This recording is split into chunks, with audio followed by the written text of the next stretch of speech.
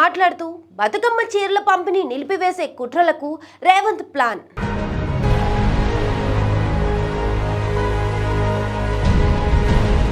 Congress party రాష్ట్రంలో అధికారంలోకి వచ్చాక నేతన్నలు చేనేతలపై కక్షగట్టి వారి ప్రాణాలు తీస్తుందని భారత రాష్ట్ర సమితి వర్కింగ్ ప్రెసిడెంట్ కేటీఆర్ మండిపడ్డారు. బీఆర్ఎస్ అధికారంలోకి వచ్చాక నేతన్నలు చేనేతల ఆత్మహత్యలు నివారించి వారికి ఉపాధి కల్పించే ఉద్దేశంతో బతుకమ్మ చీరల పంపిణీని ప్రారంభించామన్నారు. 7 ఏళ్ల పాటు కొనసాగిన ఈ బతుకమ్మ చీరల ఆర్డర్ల కారణంగా రాష్ట్రంలో చేనేతలు నేతన్నల ఆత్మహత్యలు ఆగిపోయాయని గుర్తు చేశారు.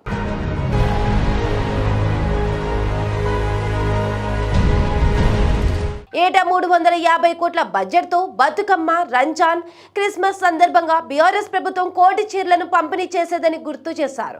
కాంగ్రెస్ ప్రభుత్వం అధికారంలోకి వచ్చాక బతుకమ్మ చీరల పంపిణీని నిలిపివేయాలని కుట్ర చేస్తుందని కేటీఆర్ ఆరోపించారు.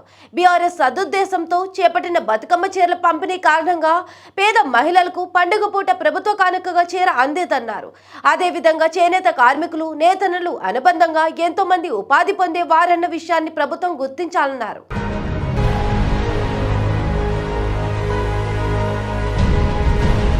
తమ ప్రభుత్వం మీద కక్షతో నేతన్నలు చేనేతల ఉసురు తీయవద్దని ట్విట్టర్ వేదికగా ప్రభుత్వాన్ని కోరారు. బతుకమ్మ చీరల ఆర్డర్లు నిలిపివేసిన కారణంగా ఇప్పటికే 10 మంది ఆత్మహత్య చేసుకున్నారని ఆవేదన వ్యక్తం చేశారు. బతుకమ్మ ఆర్డర్లు రద్దు చేయాలని ప్రభుత్వం యోచిస్తున్నట్లు ఓ ఆంగ్ల పత్రికలో వచ్చిన ఆర్టికల్ను ట్విట్టర్లో కేటీఆర్ పోస్ట్ చేశారు. ఇప్పటికైనా కాంగ్రెస్ ప్రభుత్వం అనాలోచిత చర్యలు మాని వెంటనే బతుకమ్మ చీరల ఆర్డర్లు ఇచ్చి నేతన్నలు చేనేతలకు ఉపాధి కల్పించాలని కేటీఆర్ డిమాండ్ చేశారు.